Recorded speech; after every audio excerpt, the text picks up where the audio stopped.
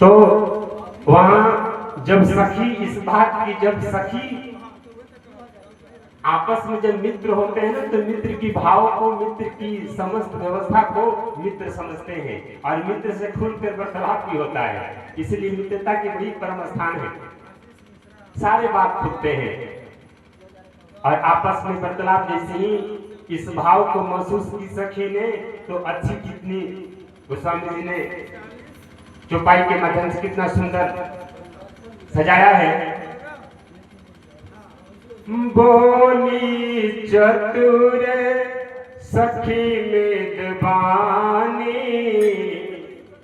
बोली तेज सखी मेदबानी, तेजवंत लघु गति रानी, बोली तेज बोली चतुर सखी मेदबानी,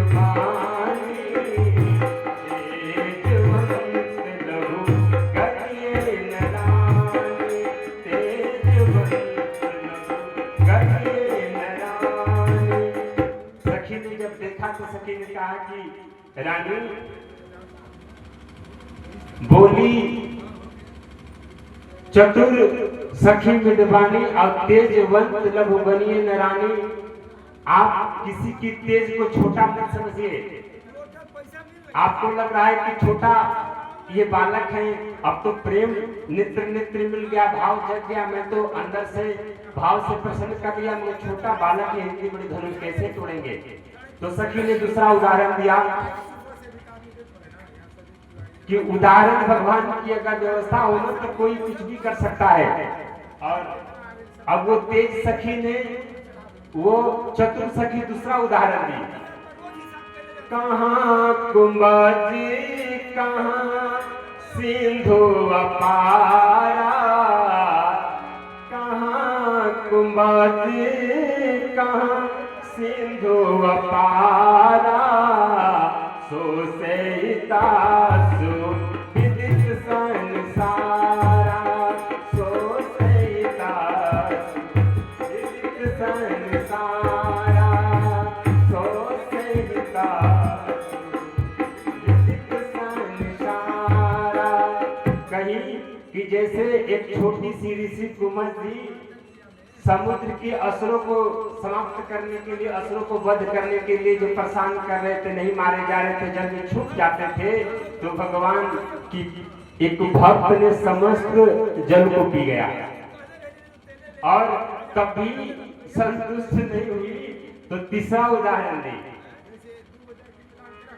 रवि मंडल दे खत लघु लागे, रवि मंडल दे खत लघु लागे, उदित तासु जगत तम भागे, उदित तासु जगत तम भागे, उदित तासु जगत तम भागे। जैसे भगवान सूर्य देखने में कितना छोटा लगते हैं, कितना लघु लगते हैं, जब निकलते हैं ना, तो संसार की समस्त अंधकार, जो भी निशा थी, रात्रि थी, उजाला हो जाता है, जो हो जाता है। तो इसलिए सखी अपनी रानी मैया जानकी को सिखा रही है और बताई और संतुष्ट करने की भाव जगाई। आइए छोटी से भजन। सीता सीता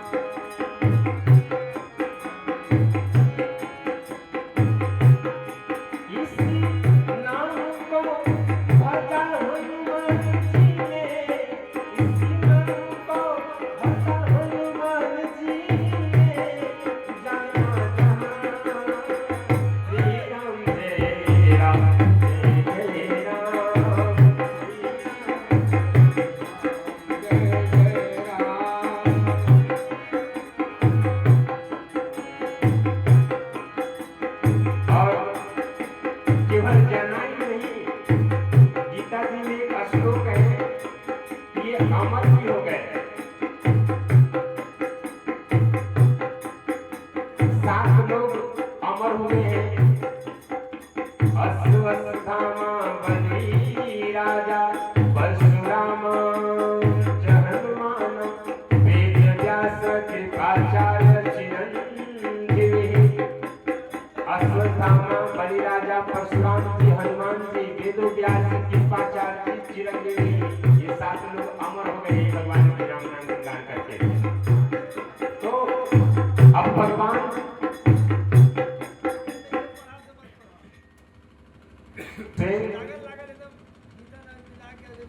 वर को जो वर्ण करे उसी को कहते हैं स्वयंवर।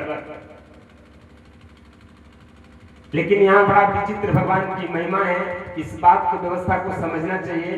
पहले के समय में हम जब विवाह आदि कार्य करते थे तो माता पिता गुरुगण विप्रगण जाके शादी विवाह तय कर देते थे और शादी होता था। और जिस कन्या को जिसके साथ रहना है यहाँ तक कि उससे पूछते भी नहीं थे। जिसका जीवन भर जिसके साथ रहना है उससे कोई नहीं पूछता था। लेकिन आज संयोग देखिए कि अब जिसको शादी करना है वो माता पिता से नहीं पूछता। पहले उनसे नहीं पूछा जाता था, आज भी जो दौर चल रहा है ये नहीं माता पिता से पूछते हैं। लेकिन कितने यहाँ गोस्वामी जी ने एक मर्मत की बात रखी कि जैसे गाड़ी हो और उसमें मर्यादा और संस्कार रूपी ब्रेक न लगे, गाड़ी में ब्रेक हो और ब्रेक लगा ही रहे तो गाड़ी नहीं चल सकता। और गाड़ी हो और उसमें ब्रेक हो ही नहीं तो भी खतरे की घंटी है। इसीलिए न वो समय अच्छे थे न आज अच्छे हैं। लोग सोचते हैं कि उस समय खराब था तो आज के समय अच्छे है। नहीं, आज के समय भी अच्छे नहीं है। ये समझ की चीज है। और इसीलिए भगवान प्रभु श्री राम जी को मर्यादा पुरुषोत्तम श्री राम कहा जाता है, क्योंकि मर्यादा में हर चीज को रख के कार्य को करना चाहिए और सबों की सम्मान करते हुए, सबों की रीति कुल व्यवस्था को देखते हुए और मर्यादा और संस्कार रूपी ब्रेक रखते हुए अपने जीवन में, और तब आगे सबके गुरुगण माता पिता सबके सम्मान करते हुए मर्यादा में रहते हुए जीवन को व्यतीत करें। और हम सब जानते हैं कि जग अर्थात क्या? ये जग एक तरह से अधूरा शब्द है। इसमें जब पॉइंट लगता है तब होता है जाग। 2 शब्द हैं र और म, रम, लेकिन जब आगे आकार लगता है तब होता है राम। उसी तरह जब संतों ने कहा कि कबीरा जगे तो क्या जगा, कबीरा जगे तो क्या जगा, जगा नहीं जो मुराद।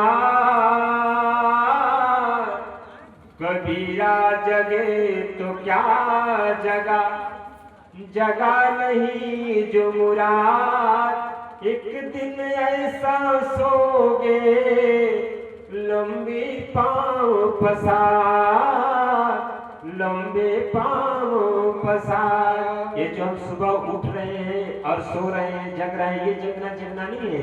जग इसलिए होता है कि आपकी चेतना जाग जाए, आपकी अंदर की भक्ति जाग जाए, आपकी अंदर की आत्मा रूपी परमात्मा राम जाग जाए, उसको जग कहा जाता है, जाग।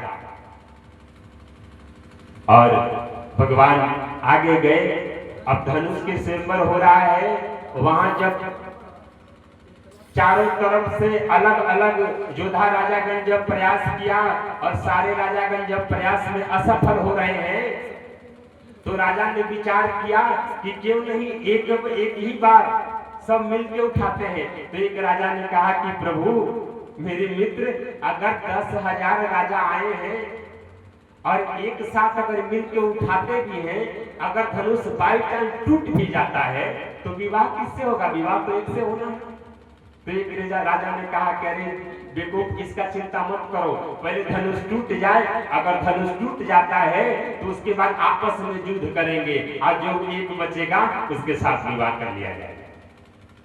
और इसीलिए गोस्वामी जी ने कितना अच्छा लाइन लिखा कि भूप सहस्र दस, भूप सहस्र दस एक ही बारा, भूप सहस्र दस एक ही बारा, लगे उठावन नहीं लुटारा, लगे उठावन नहीं लुटारा।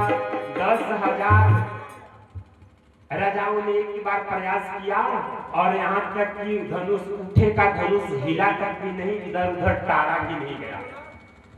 तिलकते हुए कहा कि प्रण मेरा धिकार हो गया। ऐसा अगर मैंने जानता कि ये धरती में ऐसा हो जाएगा, कोई बिरी की व्यवस्था नहीं रहेगा, शक्ति विहीन हो जाएगी। कितना सुंदर एक चौपाई है वहां। जनक जी बिलक बिलक के रो रो के और आंसू निकल रहे हैं और कह रहे हैं अब जबी कहू मखे भटमानी, अब जन को मके भटमानी, वीर बिहीन मही मैं जानी, वीर बहिन मही मैं जानी, ताजुवस निज निज गिह जाहू, ताजुवस निज निज गिह जाहू, लिखा न विधि विदेही बियाहू, लिखा न विदेही बियाहू। जनक जी ने कहा कि अब लगता है संसार ये धरती विहीन हो गया। अब मेरी बेटी के लगता है कि विधाता ने शादी नहीं लिखा है, इसलिए मेरी गलती हो गया। और जैसे ही ये कंडीशन को देखे, लक्ष्मण जी सब कुछ बर्दाश्त कर सकते हैं, लेकिन अपनी भैया का अपमान, वाह है। हमको तो कभी कभी विचार करते हैं तो गजब लगता है कि वो समय कि भाई और आज भाई, बगल में भाई लड़ रहे हैं, भाई यहाँ तक कि पिटा भी जा रहा है तो भाई नहीं जाता, भाई के घर में विवाह है, आदि मंगल कार्य हो रहे हैं, भाई नेता तक नहीं पूछ रहा है। और वो भाई, इसको कहते हैं मर्यादा पुरुषोत्तम, वो भाई कि जैसे ही अपनी कुल का, अपने भैया का अपमान महसूस हुआ केवल, और तत्वत के खड़ा हो गए। कहते जनक जी आपको पता नहीं है कि रघुकुल की एक भी अगर बच्चा भी अगर जिस जगह पर हो, जिस सभा में हो, वहां कभी इस तरह की बात नहीं करते महाराज। और अगर मेरा भैया का केवल आदेश मिल जाए तो पता है कि पूरी भूमंडल को, धरती को मैं गेंद के समान उठा लूं, और गेंद के समान उठाकर और कच्ची मिट्टी के घड़ा के समान फोड़ दूं।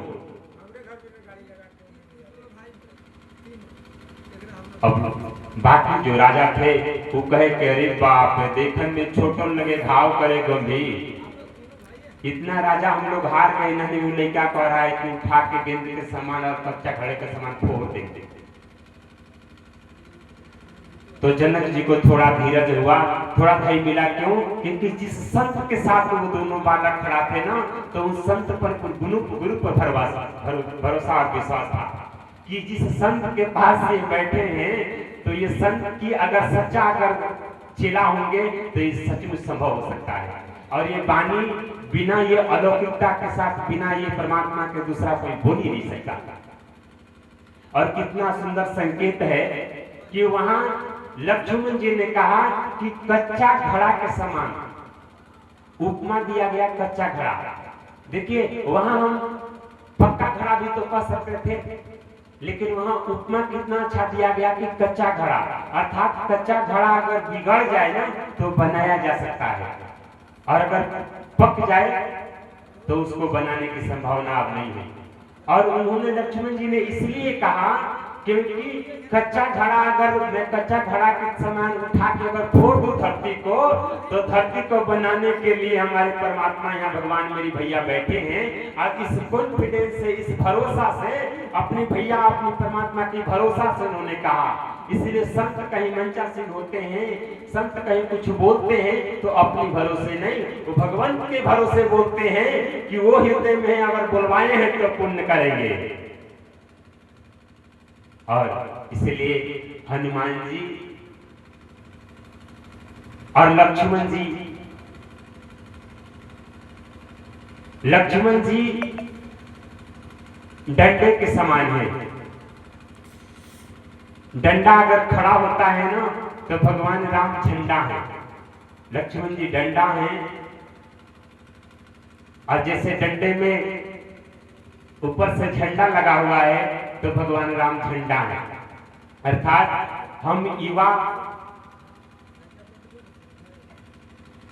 हम डंडे के समान हैं, लेकिन हमारे ऊपर बुद्धिजीवी का, बुद्धि जो समझदार हैं, जो कमिटी के लोग हैं, जो उम्र दराज लोग हैं, माता पिता हैं, गुरु हैं, उनका अनुसरण रहना चाहिए। हमारे ऊपर उनका झंडा रहना चाहिए, उनका संस्कार रहना चाहिए, उनका मर्यादा रहना चाहिए।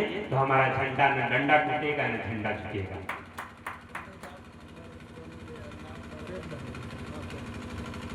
और इसके बाद